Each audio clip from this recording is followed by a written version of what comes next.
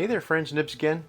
Out here in the garage tonight doing a little bit of goofing around and I wanted to do a little review for you guys on this new one I just got out here in the garage.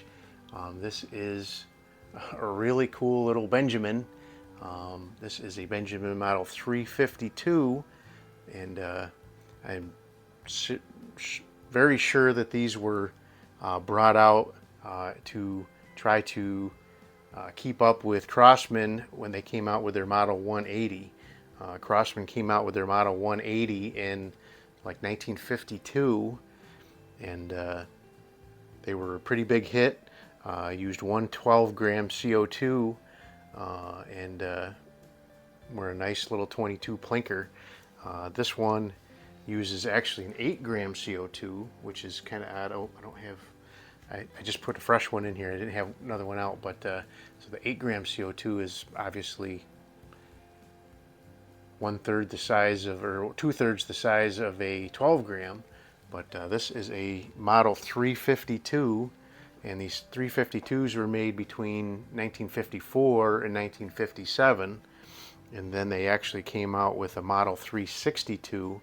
And the only difference I can see between the 362 and the 352 is when you cock this, it cocks very similar to kind of like the old Crossmans, where you would have to pull back on the, you'd actually pull back here, but this is pulling back on the pellet probe. But when you pull back on this one, it only has one click, just one power setting. On the 362, they actually followed suit, just like the 180s again. The 180s actually started out with a one-click hammer set as well, and then later on down the road, and I don't know which one came out first, the 362 or the 180 with the double click, but both of those would have, you could pull back till you heard one click and stop, and you get a lighter shot, or you pull back all the way to the second click and you get a full power shot. So I'm going to do a full-on review. I just put a brand new CO2 cartridge in here. I've had this in the garage for about a week now, actually 8 days. The first time you guys saw this, it was leaking out of the seal up here in the front.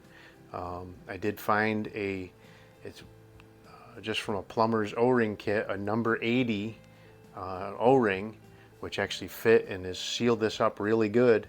And right after I did the video, bring home video of this one, I found that number 80 and got it in there, put a CO2 in there, and has been holding air with the same CO2 cartridge for the last 8 days.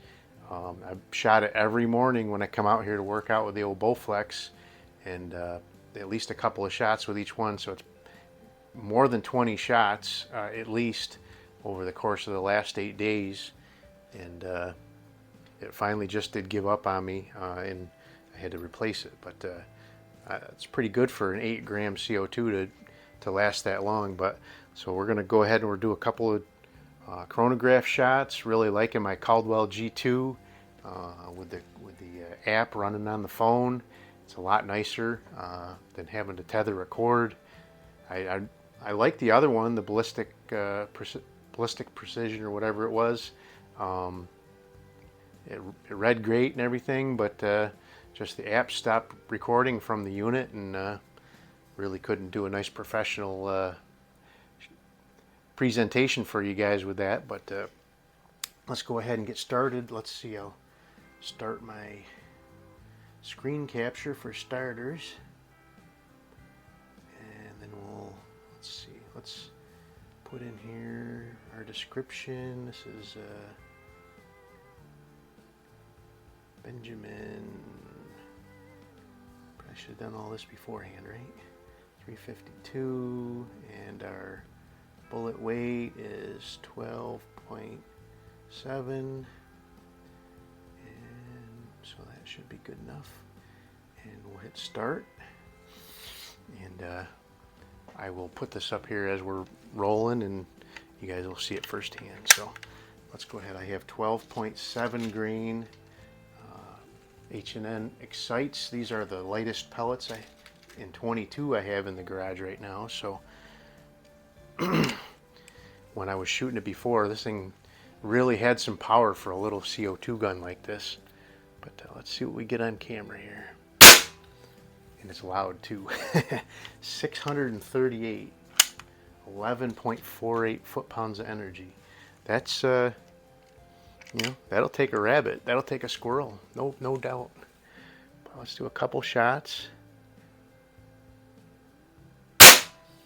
623.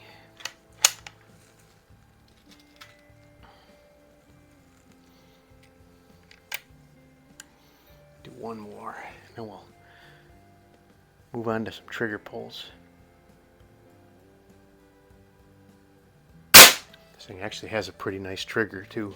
So that was 616, so we have an average of about 625 from this guy. That is not bad for a little old CO2 gun like this. So pretty cool. Let's go ahead and get the Lyman trigger gauge out.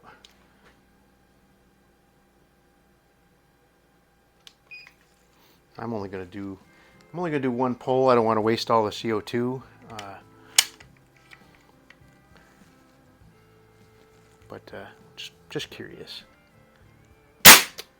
All right. Well, I guess I was right. It does have a pretty nice trigger. 14.5 ounces.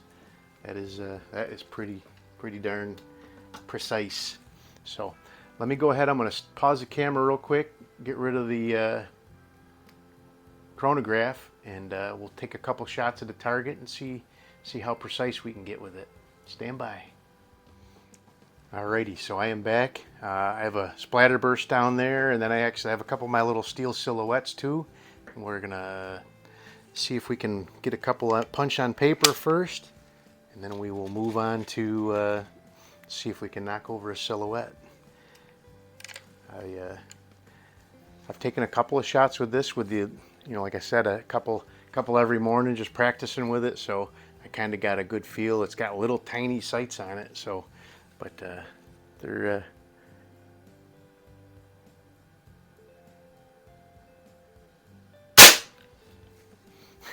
this thing, I don't know what it is about CO2 guns, even though they're not, you know, uber powerful, they really pack a bark. So, but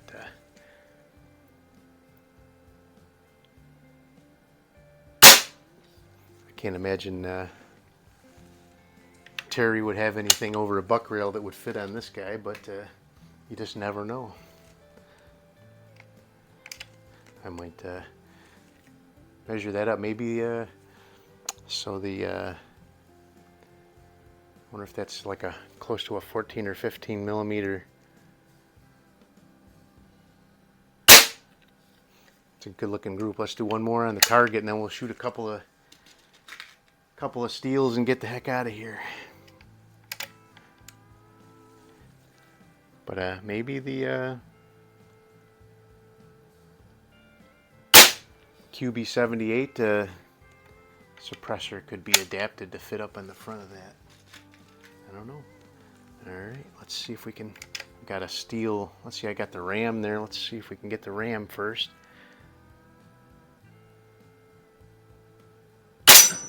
Alright, that wasn't too bad. Plenty of power for the ram.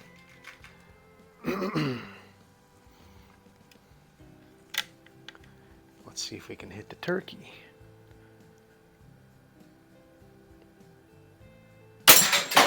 And I took out, oh, I think my my CO2 gave up on me already. Yep. So let's see, I shot 3 shots through the chronograph, 1 for the trigger pull, 4, 5, 6, no, so that would be 7. Wow, that wasn't as many as, definitely not as many as I took earlier, but